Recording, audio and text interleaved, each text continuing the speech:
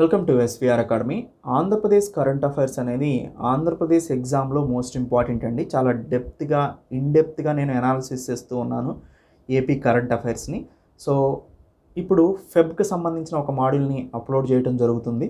So దాన్ని అందరూ చూడాలి. ఏపీ కరెంట్ అఫైర్స్ని ఎవరు కూడా స్టడీ మెటీరియల్ డౌన్లోడ్ చేసుకొని చూడొద్దండి. నేను చెప్పేటప్పుడు స్టడీ మెటీరియల్లో కొన్న పాయింట్స్ కన్నా కూడా ఎక్కువగా చెప్తాను. ఇది ఒక ఇంపార్టెంట్ పాయింట్ అనమాట.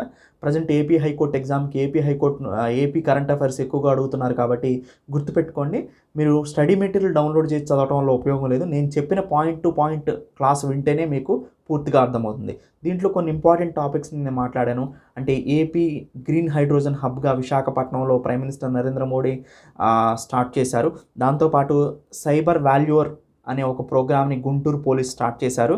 సో సైబర్ క్రైమ్స్ మీద అవగాహన కోసం ఎన్టీఆర్ వైద్య సేవా పథకం గురించి నేను మాట్లాడాను. తర్వాత తల్లికి వందనం స్కీమ్ గురించి మాట్లాడాను. నేను దీంట్లో పిఎం సూర్యఘర్ ప్రాజెక్ట్, దీన్ని కుప్పంలో స్టార్ట్ చేశారు, దీని గురించి మాట్లాడాను. తర్వాత మినీ గోకులం స్కీమ్ గురించి మాట్లాడాను. సో ఇన్ఫ్రాస్ట్రక్చర్ ఇంప్లిమెంట్ స్కీమ్ అన్నమాట ఇది, పాడి పశువుల కోసం. అండ్ భారత్ నెట్ ప్రాజెక్ట్ 2 గురించి మాట్లాడాను.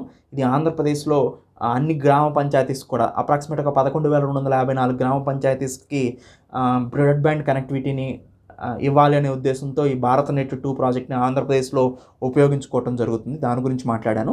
తర్వాత AP maker lab on wheels initiative, ఇది ఒక ఇంపార్టెంట్ ఇనిషియేటివ్.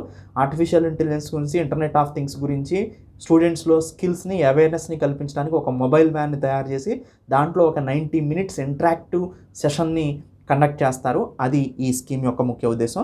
దాంతోపాటు ఆర్టిఫిషియల్ రీఫ్ ప్రాజెక్ట్ని central marine fisheries research institute start చేసింది. ఇది ఆంధ్రప్రదేశ్లో 500 ఆర్టిఫిషియల్ రీఫ్స్ని ఏర్పాటు చేసి ఆంధ్రప్రదేశ్ కోస్టల్ లైన్ చుట్టూ మెరైన్ బయోడైవర్సిటీని ప్రొటెక్ట్ చేయడానికి సన్నాహాలు చేస్తుంది. ఆ ప్రాజెక్ట్ గురించి మాట్లాడాను.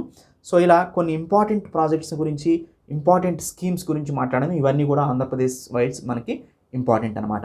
నేను ఒకటే చెప్పేది, ఆంధ్రప్రదేశ్ స్పెసిఫిక్ టాపిక్స్ని నేను చెప్పేటప్పుడు డైరెక్ట్గా వీడియో క్లాసెస్లో చూడండి. అంతేకాని మీరు స్టడీ మెటీరియల్ డౌన్లోడ్ చూసుకోవటం వల్ల మీరు పట్టినట్టు అవుతుంది అనమాట. సో నేను క్లాస్లో చెప్పేటప్పుడు చాలా డీటెయిల్గా చెప్తాను, దాన్ని మాత్రమే ఫాలో అవ్వండి. Thank you. Have a nice day.